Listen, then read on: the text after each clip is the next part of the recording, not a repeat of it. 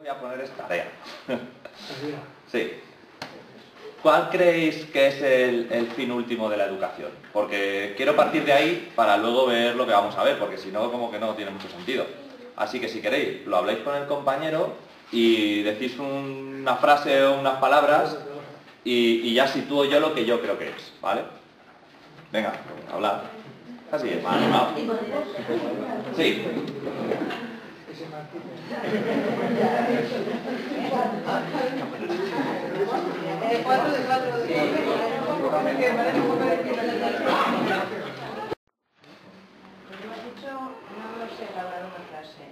Varias cosas.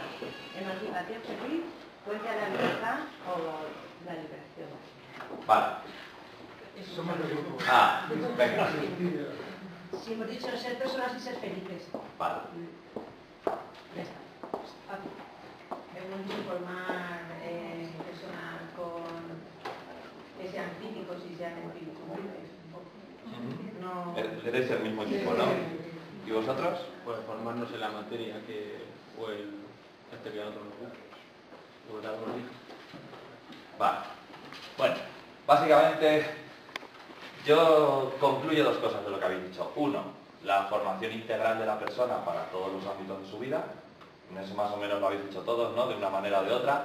Y hay otra parte que a lo mejor he intuido un poco más por ahí, que yo creo que también tiene que ser un fin de educación, que es transformar el mundo a mejor. Es decir, yo creo o pienso, igual que mucha gente, que no solo es formar a una persona en todos los aspectos de su vida, sino hay que crear ciudadanos capaces o con la capacidad de transformar el mundo y hacer un mundo mejor, ¿vale? Eso lo digo yo y lo dice la ley de educación también. Luego ahora veremos qué es lo que falla, ¿no? Pero partimos de ese matiz, que yo considero que también es importante. Vale. Y la segunda pregunta, y ya no os pongo más tarea por hoy. ¿Cuál creéis, si tuvierais que reducir el principal problema de la educación actual en uno? ¿Cuál es? ¿O dos? ¿Dónde está? ¿Qué es lo que falla? Venga, otra vez debatimos. ¿Qué es lo que falla? Sí, ¿cuál es el problema? Porque, a ver, hay evidencias que la educación ahora mismo aquí no va bien. Entonces, según tú, como madre o como educadora, ¿qué falla? Bueno, no, están hablando por ahí.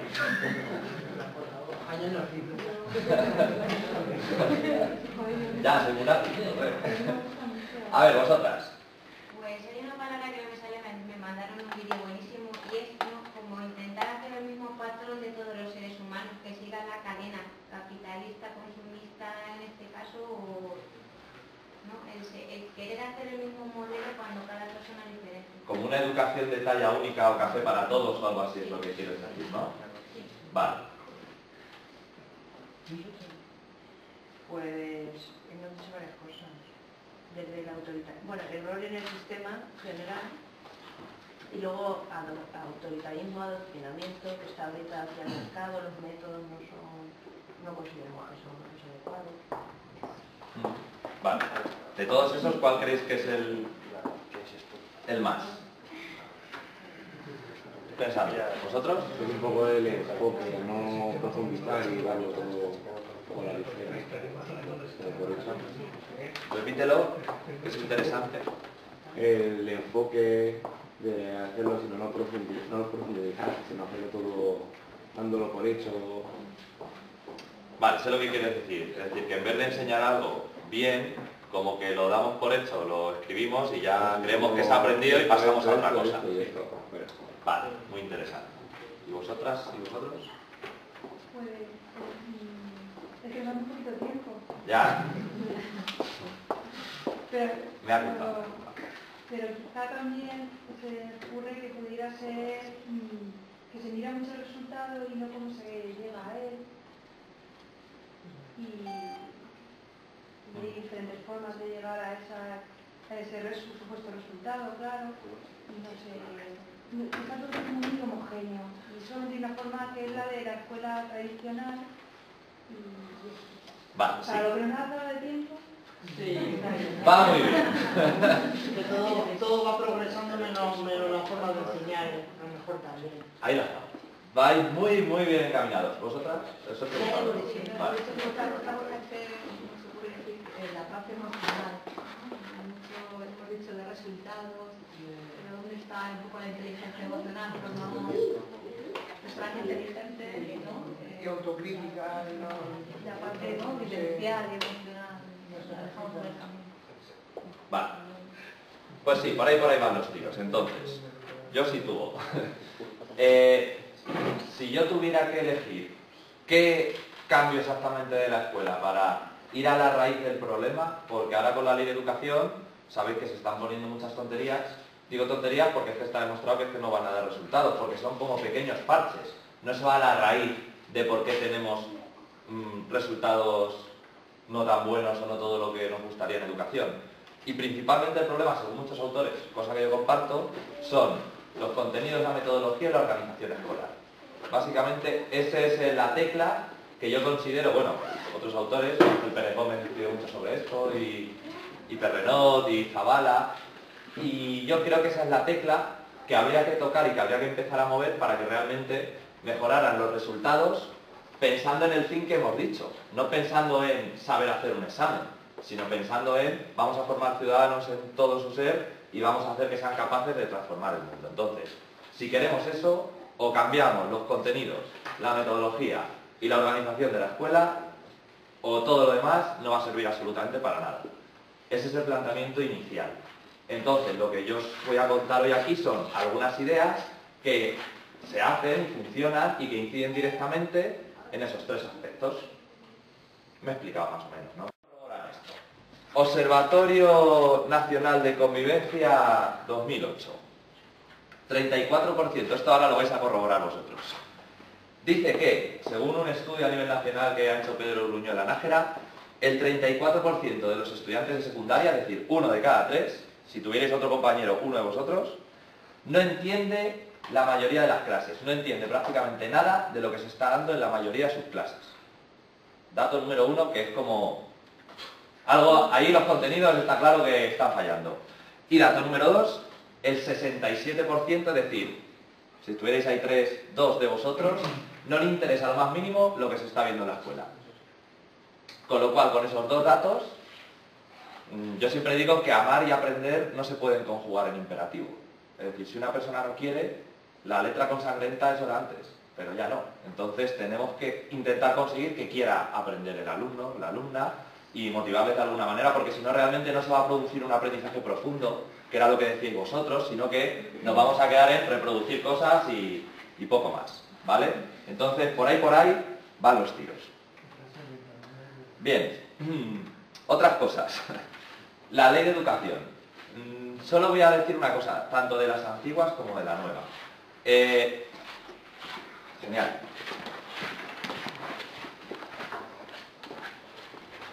El objetivo que hemos marcado de educación, por mucha ley muy bonita que tengamos, no sirve para nada. Ejemplo, es como si hacemos el mejor coche del mundo y no tenemos gasolina o no están asfaltadas las carreteras. No sirve. El sistema tiene que ser un conjunto bien engranado para que funcione. ¿Vale? Entonces, la LOE, por ejemplo, la actual ley de educación. A mí personalmente, el currículo de Castilla-La Mancha me gusta bastante. Pienso que es un currículo bastante acertado y que realmente responde a las cosas que estamos diciendo que a los fines de la educación. Desgraciadamente, muchos profesores ni se han leído el currículum. Soy profesor, lo sé, lo puedo afirmar. Pero lo que se supone que hay que desarrollar según la ley de educación son 9 competencias básicas, entre ellas la emocional, la social y ciudadana, la cultural, la artística. Es decir, que realmente la ley sí que recoge y te da la suficiente autonomía y libertad para que formemos personas capaces de transformar el mundo. Con lo cual, desde mi punto de vista, el problema ya no está tanto en el marco de la ley, que desde mi punto de vista es mejorable, pero está bastante bien, como en lo que sigue a partir de ahí. ¿Vale? Es decir, una cosa es lo que pone la ley y otra muy diferente la que se hace en las aulas. ¿Por qué? Porque lo que se enseña en las aulas no es lo que pone la legislación, sino es lo que pone el libro de texto. Es decir, el currículo, tú te lees el currículo de lengua para primer ciclo de primaria o para primero de la ESO y realmente hay que enseñar 4 cosas. Los alumnos y las alumnas tienen que aprender 4 cositas nada más. Pero en cambio ves un libro de texto y tienes ahí obra y milagros y un montón de cosas que es lo que decíamos, no tienen sentido y no entienden la mayoría. Y no podemos encorsetar a todo el mundo en ese tipo de cosas. Entonces, bueno, Por ahí van un poco los tiros de los problemas. Ahora ya voy a las soluciones, ¿vale? Bien, según este autor, para concretar un poco más donde él incide que está el problema, es irrelevancia de lo que se enseña y aprende, currículum enciclopédico, pero más que el currículum, desde mi punto de vista, es el libro de texto, porque yo digo que el currículum no es tan enciclopédico. A ver, un ejemplo. En segundo de primaria, solo hay que, prácticamente, lo único que te piden es que los alumnos salgan leyendo y escribiendo, sabiendo utilizar el lenguaje, de forma oral, tal, no sé qué. En cambio, te vas al libro de texto y una actividad que a mí me resulta, vamos, estremecedor, es que tienen que aprenderse lo que significa una palabra homófona y una palabra homónima. Ahí voy, o sea, como niños de segundo de primaria de 7 años se les está obligando a entender ese concepto, a memorizarlo, a reproducirlo. No tiene ningún sentido. Entonces, y eso no lo pone el currículum, eso lo pone el libro de texto. El currículum ni se le ocurre poner ese tipo de cosas. Entonces, por ahí es donde está el problema. Currículum enciclopédico, pero yo diría más la concreción que se hace de él. Metodología uniforme, que es lo que decíamos, a través sobre todo de la transmisión. Y que la forma de evaluación es reproducir, no es recrear, es reproducir. Y el reto, por supuesto, está en la atención a la diversidad. Esta es la realidad de las aulas.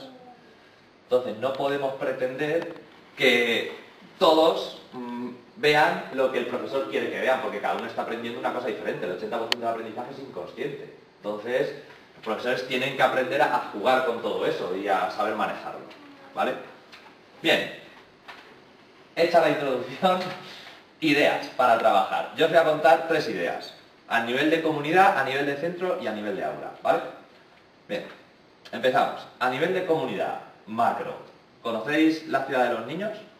Pues es un proyecto que ha iniciado Frato, que es el de los dibujillos esos cachondos, que seguro que los habéis visto en muchos sitios, que empezó en Italia y más o menos lo que propone es que se cree una ciudad adaptada a los niños, a sus necesidades, y no a la de los adultos. Es decir, para que los niños, pues su filosofía sobre todo es que tengan autonomía, que puedan ir solos a la escuela, que tengan espacios de juego, que tengan movilidad, seguridad, es decir, que se cree un ambiente que realmente sea enriquecedor para que ellos se formen. Y no como el que actualmente tenemos, que realmente les limita mucho. O sea, es una idea a nivel más macro del tema de comunidad. Y sobre todo, a mí la que me gusta mucho es el de comunidades de aprendizaje. Es como un método avalado a nivel europeo, que sale de la Universidad de Barcelona. Hay unas 150, 200 escuelas de educación formal, comunidades de aprendizaje en el mundo. En España creo que hay más de 100. La mayoría están en el País Vasco, Cataluña, por ahí. Y básicamente tienen una serie de cosas que inciden en lo que decíamos antes que queremos de la educación. El fin de la escuela es la transformación participativa y la mejora de la escuela y de los resultados escolares, a todos los niveles. Su principio de aprendizaje dialógico. Ya si queréis investigar sobre esto, investigáis, pero bueno. Fases, que esto es muy interesante. Sensibilización. Bien, queremos hacer mi escuela comunidad de aprendizaje. Pues llamas a la Universidad de Barcelona, vienen aquí una serie de expertos y te hacen una semana de sensibilización. El profe que nos contó esto, que era el director de este centro que hay ahí detrás, que es la escuela de Lequeitio, nos contaba muy emocionado que esa semana fue el antes y después de su vida como profesor, porque lo que hicieron fue, durante toda la semana los profes recibían clase de los expertos por la mañana y los padres daban clase o aguantaban a todos los alumnos del cole allí, ¿no? Y realmente el que los padres se pusiesen en el papel de dar clase y viesen lo realmente y tremendo difícil que es, y que encima en el recreo coincidían, intercambiaban opiniones, pues creó un antes y un después en la escuela. Y realmente cuando consigues que se unan padres, profes, alumnos, comunidad y que todos tiren para el mismo lado, pues ese es el cambio, eso es lo que realmente mejora los resultados. ¿Vale? Y bueno, esa es la primera fase, luego se hace como el sueño, que es que entre todos se participa todo el mundo, o sea, toda la ciudad. Ellos lo hicieron a través de POSIT, le repartieron un POSIT a cada uno y tenía que poner cómo es su escuela ideal. Y todos esos POSIT se organizaron en mapas gigantes y al final se redactó en un proyecto, se priorizó y se empieza a llevar a cabo lo que realmente la gente quiere, la escuela que sueña y que quiere la gente. Y por último se empieza a transformar, ¿cómo? Pues con comisiones mixtas. Cada cosa que se quiera hacer, asignatura, recreo, convivencia, comedor, se crea una comisión formada por profes, familias, alumnado y otros agentes educativos y se ponen a trabajar, a elaborar las cosas y a darlas a conocer. ¿Vale? Y realmente las comisiones tienen un poder de decisión real. cosa que ahora mismo, con la nueva ley de educación, se va a reducir el poder de decisión de la comunidad educativa. Se va a decidir la administración al director y el director va a ser más orden y mando que ahora.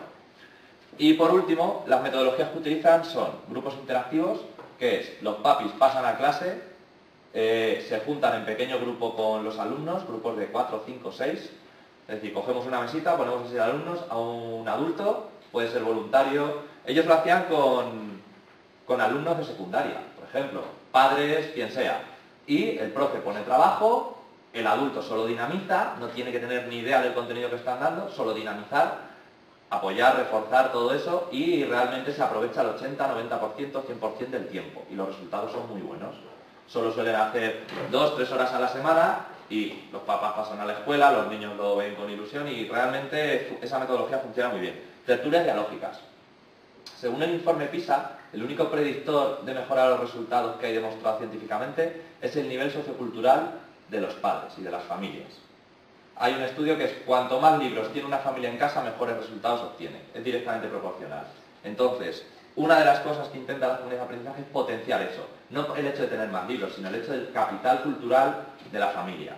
Entonces, las tertulias dialógicas se dirigen a eso. Son grupos de padres o de alumnos y padres y alumnas que una vez a la semana o cada 15 días se reúnen, cogen un libro de literatura buena, eligen qué van a leer, lo leen, llegan, se hace una pequeña asamblea, cada uno cuenta lo que más le ha emocionado y le ha llamado la atención, unos a otros, de uno en uno, y se decide qué se va a leer al día siguiente y se lee. Eso aumenta el capital cultural. Familias que nunca se han leído un libro, contaba el director, por primera vez cogen un libro, se lo leen, se emocionan, lo cuentan, se inician en todo esto, aumenta el capital cultural, aumenta la animación a la lectura en casa y progresivamente mejoran los resultados del alumno y de la alumna, es así. De todos, no solo de los de esa familia, es decir, esto es un efecto exponencial. Otras cosas, normas comunitarias, pues la convivencia se trabaja por comisiones y bueno, tiene una serie de cosillas más, tampoco es plan de que me explaye mucho, ahora lo bueno es el debate, pararme cuando queráis, hacer las preguntas que queráis. Y bueno, esa es un poco la forma de funcionar, a mí pues me gusta bastante. Perdona, se me ocurre si la Consejería de Educación permitiría eso. Es más, la Consejería de Educación de Castilla-La Mancha fue una de las precursoras de que se creara una comunidad de aprendizaje en el Colegio de la Paz de Albacete. Pero, ¿cómo es ese colegio? Pues es un colegio con un 90%, 80% de alumnado de etnia gitana, es de educación primaria y el 50% no acababa la educación primaria, o sea, es un colegio hiperconflictivo, de los más conflictivos que había en la región. Y como nadie sabía qué hacer, alguien de la consejería dijo, existe esto, dicen que funciona muy bien, vamos a probarlo. ¿Tiene que pagarlo? No. Bueno, antes era gratis, ahora ya no lo sé. La administración, lógicamente, facilitaba todo este tipo de cosas. A nosotros en la zona de Puerto Llano el año pasado nos ofrecieron la posibilidad de crearlo. Y lo que pasa es que ahora, como no hay fondos, pues supongo que te lo tienes que guisar tú, pero vamos, no es muy difícil. Porque te pones a leer, a empaparte. Este director vino por amor al arte y mucha gente que lo está realizando igual, que realmente la gente que ha vivido esto le emociona poder ir a aportar y a contarlo a otro lado. Y realmente se está haciendo en ese centro, pero porque era un centro que ya no tenía otra alternativa. Y funciona muy bien, ha pasado el 50% de acabar la primaria al 90 y pico %. O sea, han tenido una mejora de resultados tremenda. Y ha funcionado muy bien. Lástima que no se hace aquí en ninguna. En el País Vasco, en las mejores escuelas privadas se hace esto, porque saben que funciona.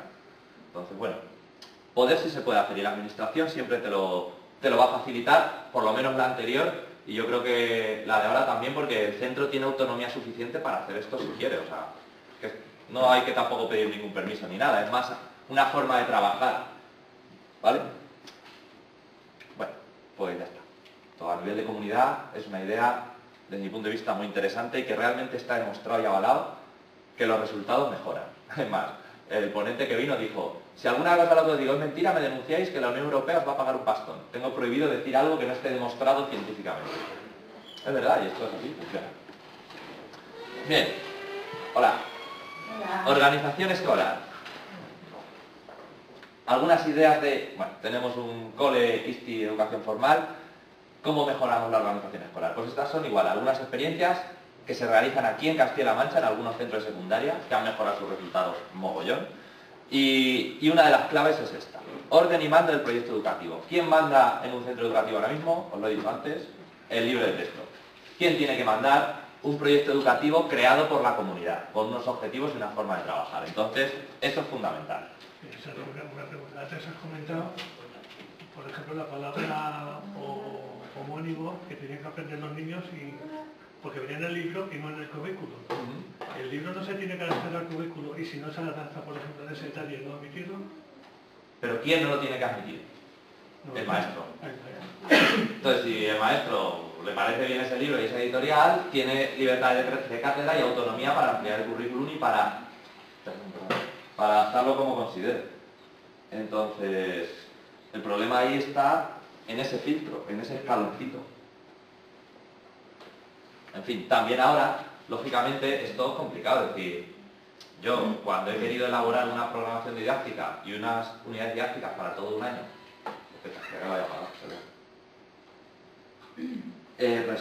te quita muchísimo tiempo. Es decir, que requiere tiempo. Es decir, que no es que de la noche a la mañana yo diga este curso a tomar por saco el libro de texto. Necesitas una formación y un tiempo para preparar alto. Y ahora con la carga de trabajo que nos está metiendo la administración, que cada vez es más alta, resulta bastante complicado poder hacer esto bien. Porque yo me acuerdo que hasta que te formas bien en cómo hacer esto, pues es un proceso de formación. En mi colegio lo estamos haciendo y para este año creo que vamos a hacer en todo el año 3 unidades didácticas. En cada asignatura suelen hacer unas 10-12. Entonces, pero porque vamos a aprender, partimos de cero y tal, es decir pero que se puede, ya tienes 3, ya vas generando, pero necesitas estabilidad en el centro, necesitas lo que he dicho antes, es decir, el coche sin gasolina o sin carreteras no vale de nada. O te ponen los medios para realmente mejorar la educación o por mucho que empuje que queramos meter, a veces es remar contra corriente porque es muy complicado. Entonces, bueno, por ahí va el estilo. Perdona, pero con estas comunidades, ¿existe el libro de texto? Sí, es normal, el funcionamiento es normal. Si alguien en la fase del sueño dice, quiero un cole sin libro de texto, y se monta un montante de POSIT importante que no quiere el libro de texto, se crearía una comisión que sería, vamos a trabajar sin libro de texto, y ellos serían los encargados de llevar ese objetivo a la práctica. ¿Cómo? Pues empezarían a trabajar, pues buscarían formación, buscarían alternativas y al final, al cabo de unos años, pues lógicamente irían evaluando y viendo si han conseguido ese objetivo o no. Pero realmente la comunidad es la que marca las pautas y la que decide y la que aprueba las cosas y es una forma de funcionar participativa. ¿Vale? Es decir, yo creo que el libro de texto hace una buena labor, pero que no tiene que ser el que manda, sino que el que manda tiene que ser el profesor. Hay actividades y cosas muy buenas en los libros de texto, pero hay que tener cierto criterio para yo me elaboro mi unidad y en este aspecto en concreto, que sí que aquí hay un texto y unos ejercicios muy buenos, pues vamos a hacerlos. O incluso con los grupos interactivos se puede trabajar con libro de texto. Porque hay mucha diferencia. Yo estoy aquí, os digo, venga, hacer el ejercicio 1, 2 y 3, cada uno en su pupitre solos, que estamos un grupo de 5 y yo os digo, a ver, ejercicio 1, 2 y 3. ¿Quién dice lo que hay que hacer? ¿Quién se lo cuenta a sus compañeros? A ver, tú, cuéntalo, tú, lo has entendido bien. Te aseguras de que todos lo han entendido bien. Segunda parte, ponerse a hacerlo. Necesitas ayuda, pídesela a tu compañero. Mira qué bien lo ha hecho este, a ver quién lo puede hacer. Es dinamizar y realmente así la capacidad de trabajo, de creación, los resultados mejoran mucho. Porque claro, ahí se está aumentando todo eso. ¿Vale? Paso. Bien, proyecto educativo. Pues el centro que a mí me gusta, que es el Duque de Alarcón de Cuenca, que es el que hace todas estas cosas, lo que hizo fue crear un proyecto educativo compartido y realmente lo que dice el proyecto educativo llevarlo a la práctica, en plan orden y mando, es decir, que las cosas, lo que prima es la educación de los chicos y no mi comodidad como profesor o tal. Ellos, antes de que nos subieran las horas, en este centro, ya se subieron voluntariamente todo el claustro 3 horas lectivas. Porque sí, porque les apetecía, porque sabían que necesitaban eso para mejorar los resultados. Y ellos voluntariamente se las subieron. Muchos profes no querían, pero al final pues pasas por el aro, es decir, esto es lo que hay a nivel de claustro, si no te gusta, vete a otro centro. El director contaba que hubo un efecto espantada muy bueno, porque muchos profesores que no eran muy acordes se fueron y todo el que llegaba pues sabía lo que había y realmente pues al final la cultura del centro pues va cambiando. Bien, más cosas. Esto, coenseñanza, fundamental. Yo creo que esta es una de las claves para mejorar. En este centro de secundaria público, al hacer ese aumento de horas consiguieron que en primero y segundo de la ESO, que es donde están los problemas, sobre todo, todas las asignaturas, menos 2 o 3, tuvieran 2 profesores en el aula a la vez todo el tiempo. Con lo que la atención al alumnado cambia completamente. Más cosas que hicieron en este centro. Pusieron 2 horas seguidas de la misma asignatura. Con lo cual, en 1 hora yo llego, explico, corrijo, ya no me da tiempo a más, pero en 2 horas, ostras, no puedo estar 2 horas explicando y corrigiendo, los mato, tengo que hacer algo nuevo. Y encima estamos 2. Estoy con mi compañero, me lo tengo que currar un poco más, que este me está viendo. Y todo eso pues hace que poco a poco pues vaya cambiando la cosa y se vaya dinamizando mejor. Para que funcione la coenseñanza, pues tienen que ser 2 profesores que más o menos sean normales. En palabras de este director dice, con que sean normales, funciona. Si alguno no es normal, ya no funciona tan bien. Y si se juntan 2 con muchas ganas de hacer cosas, te montan unas clases impresionantes. Contaba el ejemplo que en inglés hacían, bueno, barbaridades, 2 profesores de inglés, conversación todos los días, mogollón de horas, no sé qué, tal, es decir, realmente te juntas 2 profesores en clase juntos con ganas de trabajar y montas ahí cosas muy interesantes y muy buenas. Entonces, esa es otra cosa. En mi colegio también lo hacemos, para las horas que tienen excedentes, que cada vez son menos, gran problema, volvemos a lo de la gasolina, todos los refuerzos se hacen a través de la coenseñanza. Hay igualdad de estatus entre los profes, no hay uno que es el que lleva y el otro el que apoya, no. Son 2 profes, trabajan juntos, se organizan, se planifican trimestralmente cómo vamos a hacer esto. Ya os digo, si alguien quiere profundizar en eso, se lo cuento más detenidamente, tengo más material de todo. Pero básicamente la idea es eso, nos juntamos, pensamos cómo vamos a trabajar, nos ponemos a trabajar juntos y la cosa mejora. Aulas materia, es otra idea. En este centro también hacían aulas materia, que es que en vez de que el alumno estuviera todo el rato en la misma clase, montaban rollo americano y hacían aulas materia, el aula de mates, el aula de ciencia, el aula de música, el aula de tal. Pusieron taquillas y el alumnado pues cambiaba de clase cada 2 horas. Y entre clase y clase ponían el recreo. Es más, creo que el primer año no había ni taquillas. Y así las cosas se quedaban en las clases, el profesor cerraba y no había ningún tipo de problema. Es decir, que hay historias para todo. Claro, no es lo mismo estar en mi clase que no tengo nada, si yo soy profesor de mates o soy profesor de ciencias, que tener mi clase con mi biblioteca, con mis ordenadores, con mi tal, con mi preparada a mi gusto, con una zona para experimentar, con otra. Cambia muchísimo la historia. Entonces, bueno, son ideas. Horario flexible, lo del horario os lo he dicho. Programa integral de convivencia, esto es fundamental. O hay un buen programa de convivencia en los centros, o al final los problemas explotan por todos lados. Ya sabéis la terrible noticia que hemos tenido aquí en Ciudad Real últimamente. No quiero profundizar en eso, si os interesa sí, pero el tema de la convivencia es fundamental. Otro centro, en una de las experiencias, creo que era de Villarrobledo, simplemente con un programa de convivencia brutal que pusieron en marcha, solo con eso consiguieron mejorar los resultados académicos en no sé, en tanto por ciento. Es decir, que realmente el tema de la convivencia es importantísimo para que funcione bien. TICS, igual, fundamental. Esta sí que es una alternativa real a los libros de texto. En este centro que os digo, una de las cosas que hicieron fue reunir el director a todos los padres, les puso un paquete de tabaco, dijo, ¿cuánto vale un paquete de tabaco? 4 o 5 euros. Por ese precio al mes tenéis un portátil para cada uno de vuestros hijos. Y lo va a necesitar para la escuela, sí o sí. Negocio con una empresa. Todos los niños tienen su propio portátil que ellos cuidan, que no se lo ha puesto la administración, que los padres lo pagan, que eso también se nota. Y a partir de ahí las clases, pues imaginaros cómo funcionan. Es decir, todos los chicos con su ordenador, todos los profes tienen Moodle, bueno, este centro utiliza la mochila virtual, todos tienen blog, páginas, tal, y lógicamente eso mejora mucho. Hay un estudio que leí que realmente decían que el mero hecho de utilizar Moodle y TICS no mejora la competencia, el rendimiento del alumnado, pero mejora muchas otras cosas que influyen indirectamente. Pero ya te digo, son cosas que realmente son necesarias hoy en día. Si no enseñamos a los chavales a manejar internet, a buscar información, a criticarla, pues no estamos haciendo nada. No estamos yendo al objetivo que decíamos anteriormente. Y luego el tema de primero y segundo de la ESO, que es la clave. Es decir, llega un alumno del cole, que está demostrado que en el cole más o menos los tienes ahí, como estás encima, los tienes, te marchan. Pero llega primero y eso es, bueno, no sé, tengo por ahí la estadística, pero hay un derrumbe impresionante en primero de eso. Entonces, ahí es donde hay que incidir. Y son los cursos que tienen menos alternativas y menos recursos de toda la escolaridad.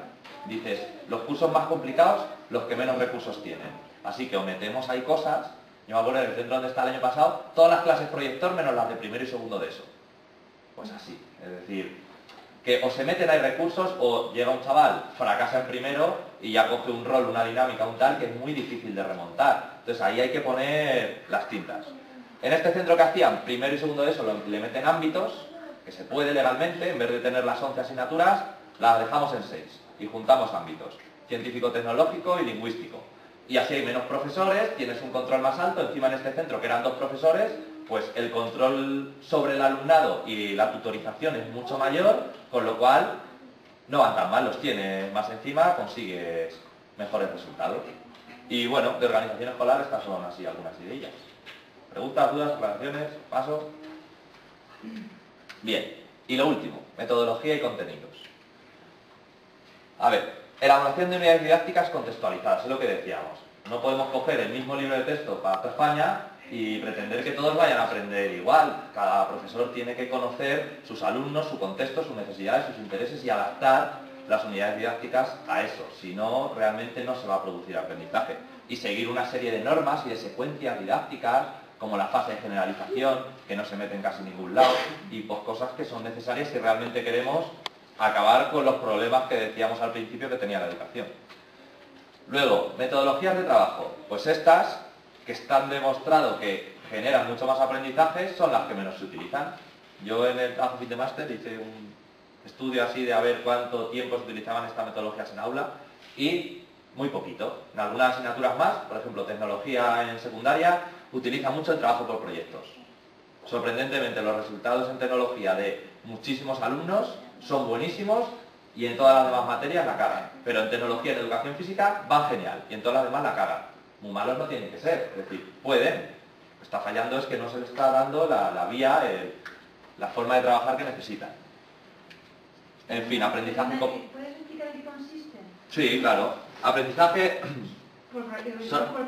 Son similares. Mirad, el centro que de aquí, que lleva trabajando años así, de secundaria, porque en primaria depende más del tutor, pero en secundaria a nivel de centro, el único que conozco que trabaja así es el Vicente Cano de Argamasilla de Alba. Trabajaba con centros de interés. Eso consiste en...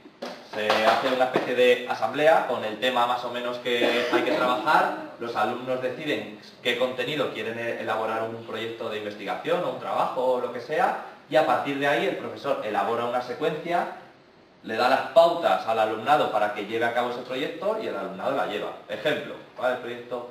Las plantas. Vamos a trabajar sobre el tema de las plantas, ¿no? Pues creo que... Ay, es que me sale un proyecto de primaria.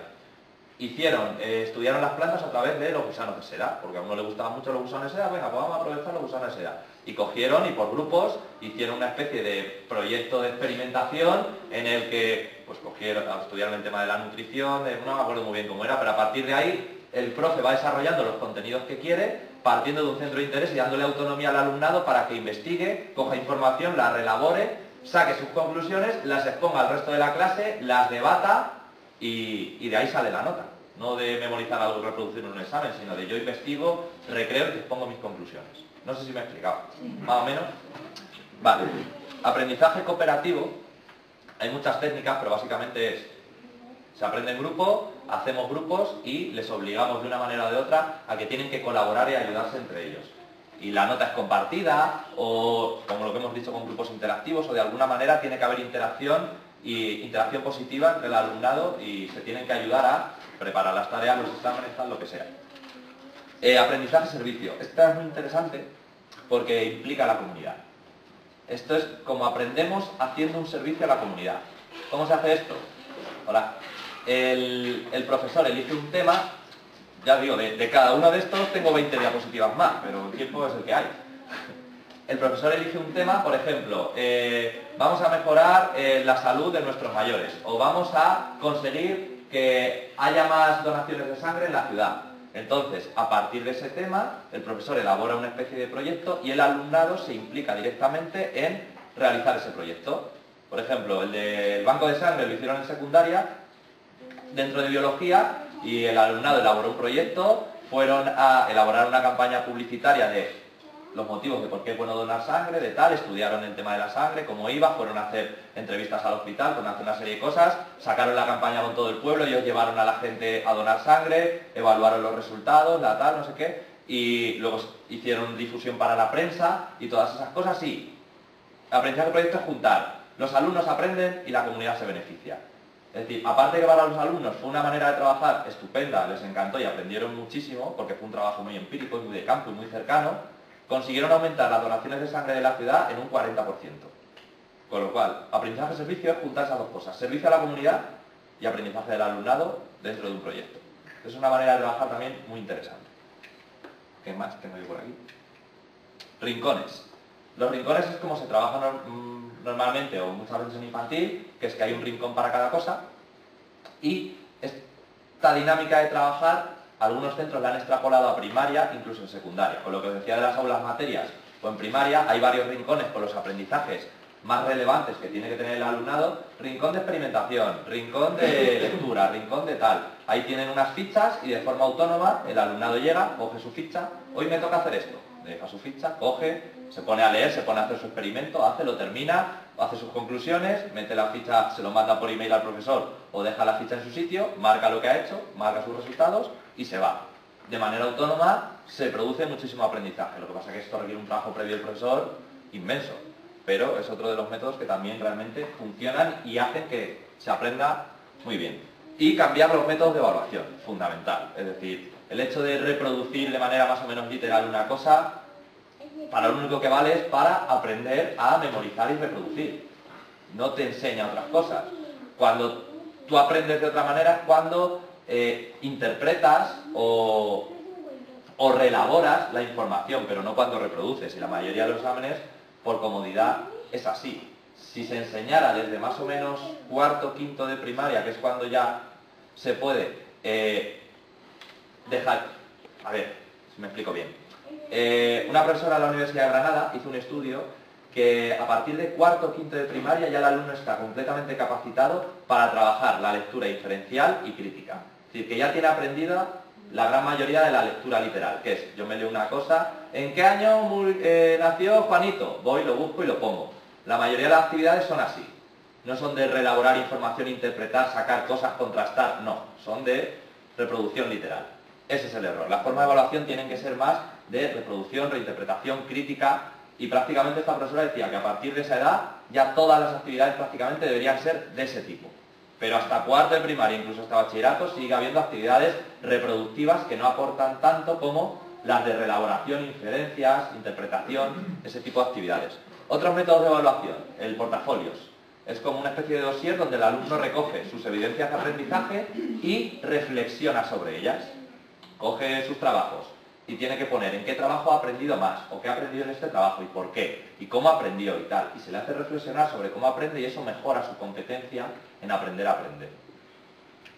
Y bueno, ya os he soltado todo el rollo y ahora ya me preguntáis cosillas que más o menos me he pasado de tiempo. Vale, pues no sé. Preguntas, dudas, historias, reflexiones. A mí se me ocurre que es muy bonito, pero depende del centro. Del director del centro, de cómo sea, el padre ahí no tiene mucho.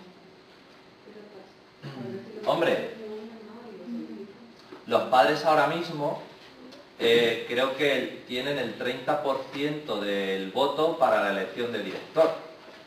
Es decir, que si a un director se le dice, o los padres le proponen que les gustaría que el centro sea comunidad de aprendizaje, se le explica bien y se le dice que el AMPA y la gente pues va a echar el resto, pues oye, puede ser que algún equipo directivo diga, venga, pues para adelante.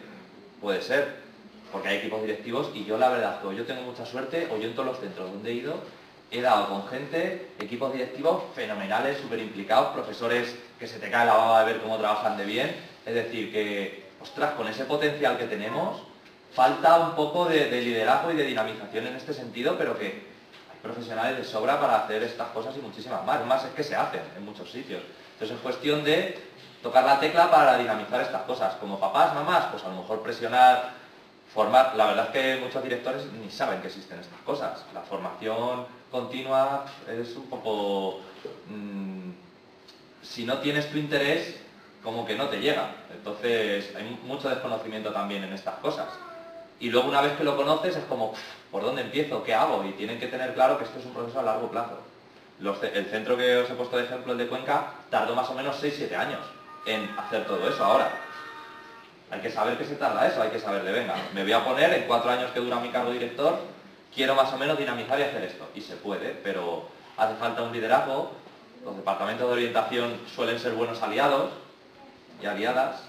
Siempre depende mucho del profesional, pero hay que diseminar. Y si coges a un par de profesores, al director, a unos cuantos padres que les gusta la idea, que les ilusiona y les convences, pues igual un día vas al claustro, lo propones en el consejo escolar, lo propones en los órganos de participación que tiene el centro y puedes salir adelante. Es cuestión de iniciarlo. Igual no, pero hay órganos y sitios y cauces para intentar llevar a cabo o intentar proponer estas cosas.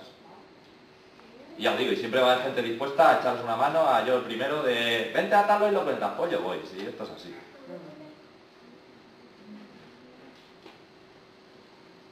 Pues ya está, ¿no? Que hay más gente, ¿no?